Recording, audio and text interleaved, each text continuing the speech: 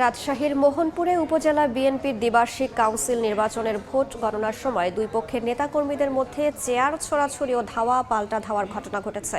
এতে আহত হয়েছেন অন্তত 5 জন। বিকেলে মোহনপুর সরকারি উচ্চ বিদ্যালয়ে কাউন্সিলের আলোচনা সভা শেষে ভোট গ্রহণের পর এ ঘটনা ঘটে। বিএনপি নেতারা জানান, সভাপতি পদে 2 জন, সাধারণ সম্পাদক পদে 4 জন ও সাংগঠনিক সম্পাদক পদে 5 জন প্রতিদ্বন্দ্বিতা করেন। দুপুর 3টায় ভোট গ্রহণ শেষে শুরু হয় গণনা। এ সময় সাধারণ সম্পাদক পদের প্রার্থী উপজেলা বিএনপির আহ্বায়ক মাহবুব আর রশিদ এবং উপজেলা বিএনপির সাবেক সাংগঠনিক সম্পাদক কাজিম উদ্দিনের অনুসারীদের মধ্যে ধাওয়া পাল্টা ধাওয়া, চেয়ার ছোড়াছুড়ির ঘটনা ঘটে। পরে পরিস্থিতি নিয়ন্ত্রণে আনেন সিনিয়র নেতারা।